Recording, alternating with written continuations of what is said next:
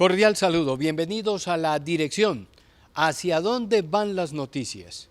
Hoy nos acompaña en este análisis de los hechos cotidianos que tocamos en Hora 13 Andrés Julián Rendón, candidato a la gobernación de Antioquia. Muchísimas gracias por aceptar esta invitación. No, Fernando, muchas gracias a vos por invitarme, muy complacido de estar acá. ¿Cómo va la campaña para la gobernación de Antioquia?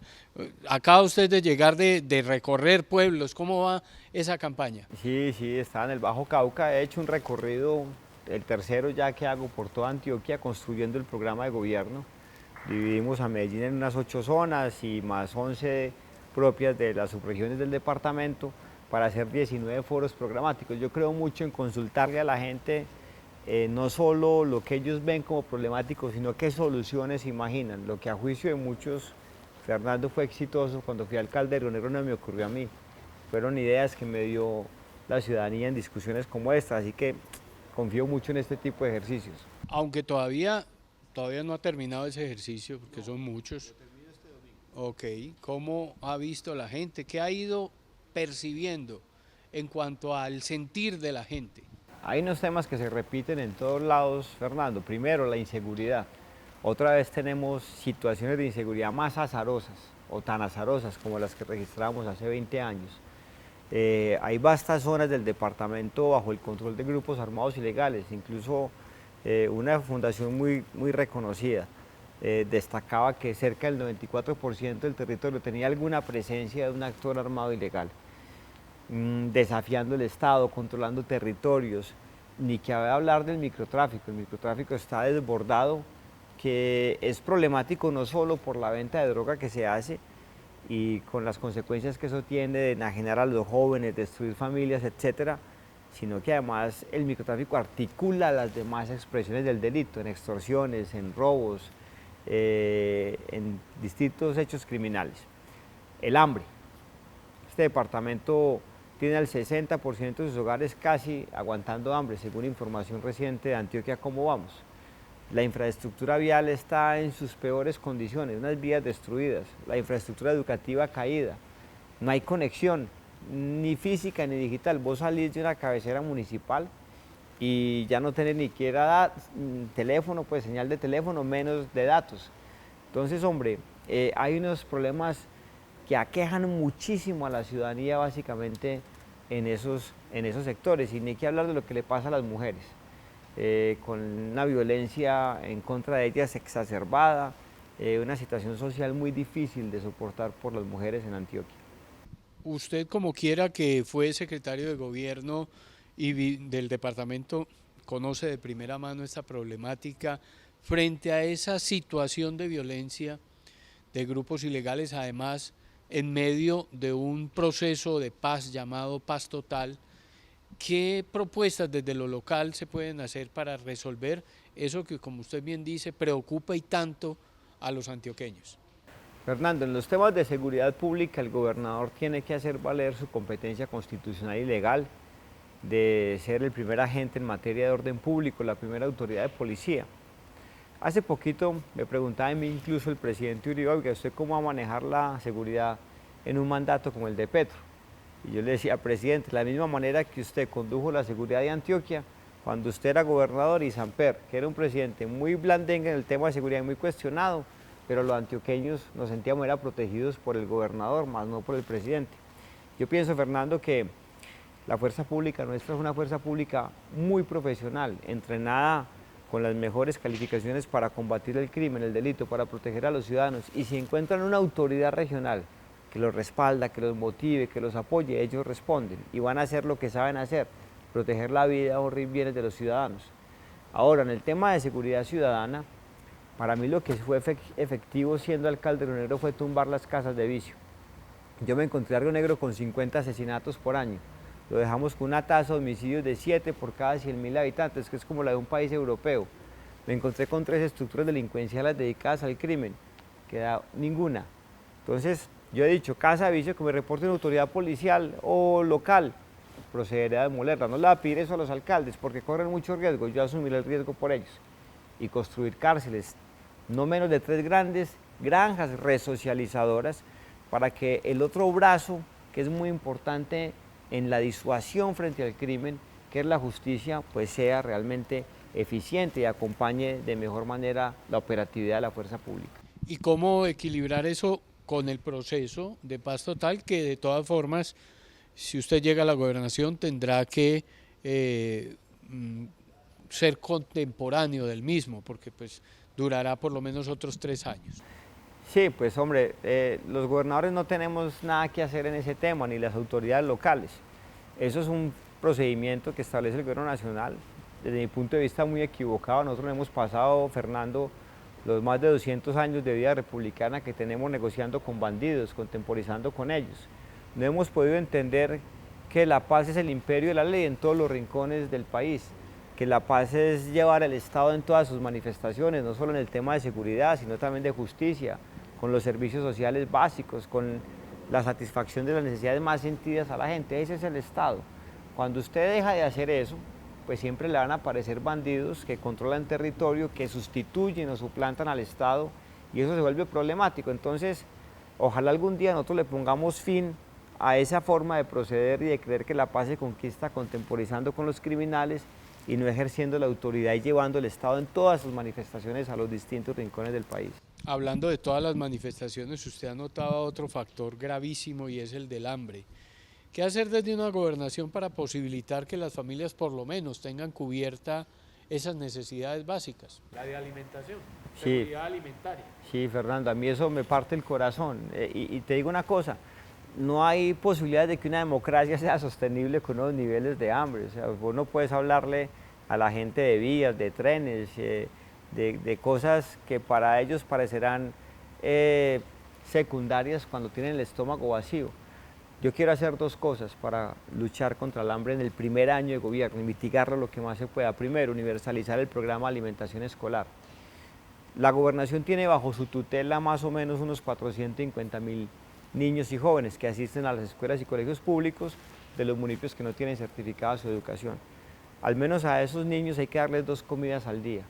Y en los sitios donde están esas instituciones educativas que mayor foco de acción deba tener por contrarrestar el hambre, hay que crear unos comedores comunitarios. Eso lo vamos a hacer utilizando la totalidad del impuesto vehicular a ese propósito, que son cerca de 430.000 millones de pesos. Hay experiencias, Fernando, en Estados Unidos y en Japón, donde cuando a los ciudadanos los inducen a tributar de más en un determinado rubro, porque eso no va a la generalidad, una bolsa para que gasten los políticos, sino a un propósito específico, loable, como este de acabar con el hambre, los ciudadanos voluntariamente pagan de más. Yo estoy seguro que si le decimos a los antioqueños, Fernando, que vamos a poner la plata del impuesto a los vehículos en una fiducia, en una cuenta bancaria, que no la va a manejar el gobernador ni los políticos, que la van a manejar las ONG, los empresarios, la iglesia, para mitigar el hambre en Antioquia de esa manera. Estoy seguro que los antioqueños voluntariamente pagarán de más y podremos alcanzar ese propósito. Y en otro orden, quiero enfocarme en el otro grupo poblacional que más dificultades pasa, que son los mayores. Tenemos a 500.000 mayores aguantando hambre.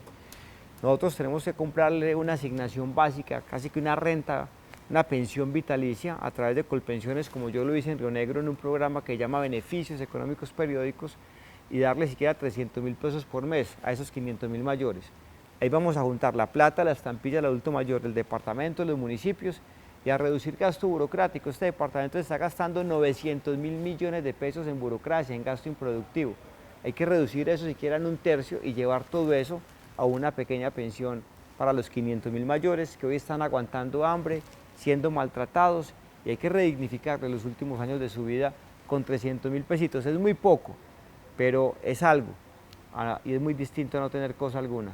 A propósito de eso, ¿cuáles son las finanzas hoy del departamento? Porque había pues mucha expectativa con la entrada en funcionamiento de Hidroituango, pero ya otra vez parece que esa plata está embolatada y que realmente el negocio no va a ser tan bueno. Entonces, ¿qué va a pasar con la capacidad de inversión social del departamento? Mire, Fernando, para redondear, la gobernación tiene un presupuesto de 5 billones de pesos y solo tiene más o menos 3 billones son de inversión, pero de libre destinación son solo 1.2 billones de pesos.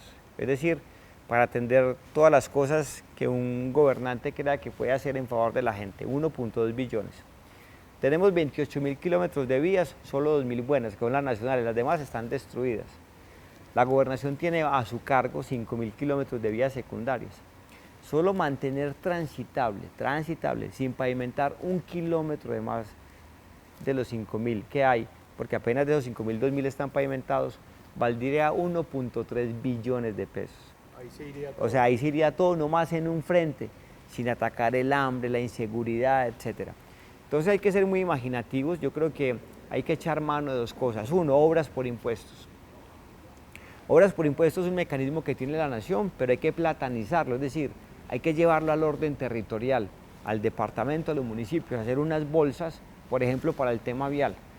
Uno habla con los porcícolas del norte de Antioquia, los productores porcícolas, y ellos dicen, hombre, nosotros pagamos una parafiscalidad por Colombia, y ¿por qué no hacer un convenio entre gobernación por Colombia y municipio para que nosotros mantengamos estas vías, hagamos placahuella en los sitios más pendientes, hagamos las obras transversales, cunetas, obras de drenaje? Entonces esa creo que tiene que ser una iniciativa. Hay otros tramos de vías secundarias que resisten verdaderamente la inversión de los privados. Por ejemplo, ¿quién va a poner en duda que la vía necesaria en doble calzado, en tercer carril a los embalses de Antioquia no se hace con un peaje, con la inversión privada? Si esa vía no se hace con inversión privada, no se hace ninguna otra, por el alto flujo de turismo que tiene ese sector. Entonces ahí hay un componente también muy importante. Y por lo demás yo estoy planteando un referendo para modificar un artículo de la Constitución, el 298, que habla del quehacer de los departamentos. Y que a ese artículo anexemos unas líneas que van a rezar: solo los departamentos podrán gravar la renta del patrimonio de las personas y de las empresas que estén domiciliadas en ese territorio. Es que nosotros los antioqueños, Fernando, el año pasado le mandábamos a la nación 30 billones de pesos, pagando IVA, hipoconsumo, renta, patrimonio, etc. Nos devolvieron la sexta parte, 5 billones, a través de lo que nos envía para atender la salud, la educación, el saneamiento básico, etc. Si con este referendo pudiéramos concretar ese cambio constitucional, ya los departamentos 27 de 32 recibirían el doble de lo que reciben en Antioquia, que hoy tan solo recibe la sexta parte de lo que envía, pasaría a recibir entre 3 y 15 billones de pesos. Y con eso sí que podemos atender muchos otros temas. Y tengo que aprovecharlo también para preguntarle por la dinámica política. Usted anunció hace pocos días una alianza con el candidato del Partido Conservador, con el doctor Juan Diego Gómez. ¿Cómo va ese proceso? ¿A dónde buscan ustedes que llegue ese proceso en específico? Sí, Juan Diego y yo, digamos, comenzamos a construir lo que se llamó la Gran Coalición por Antioquia desde finales del año pasado. Invitamos a otros actores. Fuimos los dos primeros que nos habilitamos para ir a una consulta que debió haber tomado lugar el 4 de junio. Nos equivocamos no yendo a esa consulta.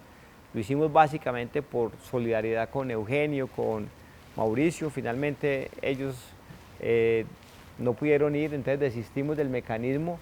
Luego viene una carta del doctor Eugenio, se daña esa Gran Coalición por Antioquia. Y entonces Juan Diego y yo, después de un largo silencio, dijimos, venga, juntémonos y hagamos algo y escojamos un candidato entre los dos.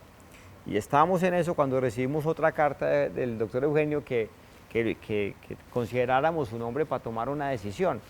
Entonces, hablando con él, dijimos, bueno, si vamos a aceptar esa iniciativa de Eugenio, nos toca inscribirnos a todos. Entonces ya no nos vamos a embarcar él y yo en una definición para inscribir un solo candidato, sino que se van a inscribir las 3 candidaturas, la de Eugenio, la de Juan Diego y la mía, y vamos a buscar que antes de finalizar el mes entrante exista bajo un mecanismo de encuestas un solo candidato, para que avance ya con el apoyo de la colectividad propia. Si fuera yo, ojalá, con la del Centro Democrático, las firmas, más la del Partido Liberal y Conservador, en la recta final de esta campaña y pueda convertirnos en el gobernador de Antioquia. ¿Esa ya no tendría al doctor Mauricio Tobón? No, ahora estamos nosotros 3. Y esa sería entonces la que buscaría que en el imaginario, esa única candidatura, que buscaría que en el imaginario del antioqueño, que sea reconocida por ¿qué perfil? Bueno, nosotros queremos realmente hacerle un muro de contención a ese combo que representan Quintero y Petro, para que el desastre que ha tomado lugar en esta ciudad no se esparza en ningún otro rincón del departamento y ojalá tampoco de Colombia. Muchísimas gracias, es Andrés Julián Rendón. Ya tendremos muchísimo tiempo, espero nos acepte una nueva invitación para conversar en detalle de todo ese recorrido que hizo en 19 sectores con las ideas de los antioqueños y cómo se plasma eso en una propuesta de gobierno. Muchas gracias por venir. Gracias a usted, Fernando, y a todas las personas que nos vieron y escucharon. Esta es la dirección, hacia dónde van las noticias. Los esperamos en próxima ocasión. Hasta pronto.